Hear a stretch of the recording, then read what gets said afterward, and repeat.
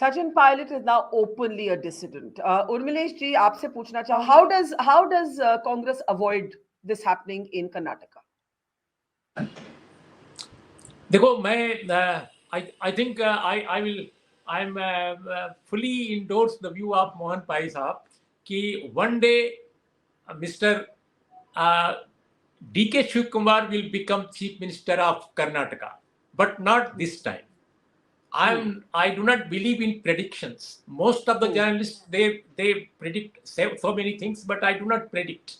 But my analysis goes that Congress party will appoint Mr. Siddharamaiah as a Chief Minister because he is the best suited person for Chief Ministership in 2023, keeping in mind the 2024 Lok Sabha elections. First thing. उसकी वजह बरखा यह है कि मैं मोहन पाई की तरह कर्नाटक ठीक से नहीं जानता, लेकिन कर्नाटक मैंने कवर किया है और मैंने कांग्रेस का वो प्लेनरी सेशन भी कवर किया है 5 दिन रहकर बेंगलुरु में, जो 2001 में हुआ था, जब एस.एम. कृष्णा साहब वहां चीफ मिनिस्टर थे और डी.के. शिव कुमार यूथ कांग्रेस के नेता थे और मीडिया की जिम्मेदारी उनको दी गई थी। उन दिनों में हिंदुस्तान टाइम्स के हिंदी अखबार हिंदुस्तान के लिए all India Congress committee cover करता था और मैं बेंगलुरु में गया था। डी.के. शिव कुमार का जोश मैंने देखा है और मैं समझता हूं उनके पास जोश नहीं केवल है, होश भी है, समझदारी भी है और बाद के दिनों में खूब पैसा भी है। लेकिन देखो, जोश, होश और पैसा, जोश, होश और पैसा, this is a great phrase. पैसा सब कुछ है। लेकिन कांग्रेस पार्टी को जो इस समय जरूरत है जिस नेता की कर्नाटक में, वो ऐसे नेता की जरूरत है जिसके पास विवेक भी हो, जिसके पास जनता के बीच में आधार हो और हर तरह की जनता के बीच में जो लोगों को कन्विंस कर सके, जो कन्फ्रंट न करे। आपने देखा अभी सचिन पायलट को, अभी आपने डी.के. शिव कुमार का एक बयान भी देखा कि अकेले दम पर वो मेजॉरिटी बनाएंगे। आई मीन बहुत सारे ये जोश अच्छा लगता है, लेकिन जोश से कई बार समस्याएं बढ़ जाती हैं। तो मेरा ये मानना है कि एक उनके पास विरासत है, सिद्धारमैया के पास एक सोशलिस्ट बैकग्राउंड का ऐसा नेता जो बाद के दिनों में कांग्रेस में आया और जो मैं तो ये कहता हूं कि वो लोहिया ब्रांड और देवराज अर्स ब्रांड दोनों को एक तरह से कन्वर्ज करती है। उसमें उनकी प्रतिभा में दोनों ट्रेडिशंस, यानी देवराज अर्स का एक social reform movement, land reforms movement, ये जो बड़े काम देवराज अर्स साहब ने किया, और लोहिया का जो एक जो समाजवादी जो विचार दर्शन था, वो तो कांग्रेस और लोहियाइट्स दोनों को एक तरह से सिंबलाइज करते हैं वो, और पिछड़े वर्ग से आते हैं, दलितों में इनकी अच्छी पकड़ है और दोनों खेमे दलितों का जो दोनों लेफ्ट राइट दोनों खेमा है, दोनों में उनकी अच्छी पकड़ है। मैं आपसे एक चीज पूछना चाहती हूँ। आपने कहा that DKS has the hosh, josh and money, but Siddharamaiah has the vivek, the wisdom. Are you saying that he will be a more stable chief minister at the moment? One, लेकिन आप ये scenario imagine करिए जहां पे Siddharamaiah is the chief minister. Will D.K. Shivakumar be like a Sachin Pilot or like a Mr. Mr. Deo has been in Chhattisgarh, or will he fall in line with the party leadership?